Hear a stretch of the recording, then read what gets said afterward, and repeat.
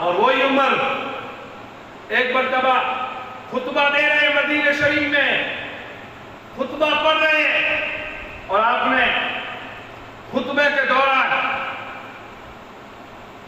एक महीना लगे, इतनी जाने आने में इतनी लंबी, दूसरी जगह कोई जंग चल रही थी और वहां से कोई हमला होने वाला था। आपने फरमाया या सारियतुल जबल, यानी पहाड़ की तरफ देखो। उन्होंने कहा उमर का ना आवाज हमने कानों में सुनी, उमर की आवाज। उमर कहां है?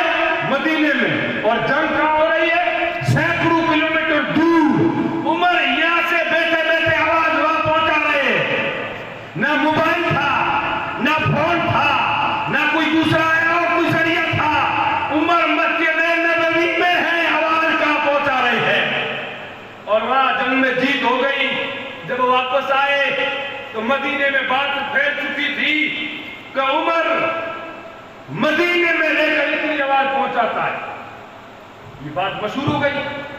तो वही बात चलते चलते मदीने से मक्के पहुंची तो वहां एक उमर का दोस्त रहता था जो बेईमान था, बचपन का दोस्त था, बच्चा था उस समय का दोस्त। उसके कानों में ये बात पहुंची कि यार उमर मस्जिद में बैठा है और वहां तक आवाज पहुंचा रहा है, ये क्या बात सही है? उसने कहा चलो पूछना लेता। सुनो दोस्तों, वो वहां से निकला, मदीना आया, लोगों से पूछा उमर कहां है? उमर, किसी ने कहा उमर तो यहां नहीं होगा। क्या उमर की हवेली कौन सी है? तो उमर के बैठने के लिए कोई हवेली नहीं, एक चटाई है, बैठने के लिए चटाई है, मगर हाथ में सारी खोदाई है। यूं के हाँ। वो आए, कहाँ है? का इधर कहीं लेता होगा। तो जाकर के देखा तो जंगल में सो रहे और आजू बाजू शेर घूम रहे। उसने कहा यार ये मेरा दोस्त है और शेर इसकी देख रेख कर रहे और यहां सोया हुआ है। कहा आए उमर। उमर ने पहचान लिया, बचपन का दोस्त था। कि बैठो, कैसे आए? कहा यार मैंने एक बात सुनी। कहा क्या? कि बात ये सुनी है कि आप यहां बैठे थे और आपने हजारों किलोमीटर दूर अपनी आवाज पहुंचा दी। कि हाँ। कहा ये मेरे समझ में नहीं आ रही।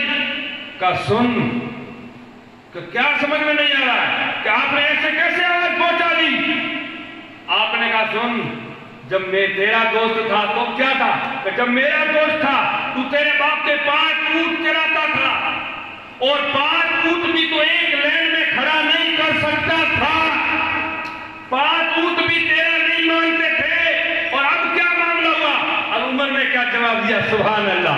कि सुन, जब मैं तेरा दोस्त था, जब मैं ऊंट भी मेरा 5 नहीं मान रहे थे, जब मैंने तेरी दोस्ती छोड़ करके आमिना के लाल की दोस्ती कबूल कर दी, जब मोहम्मद रसूलुल्लाह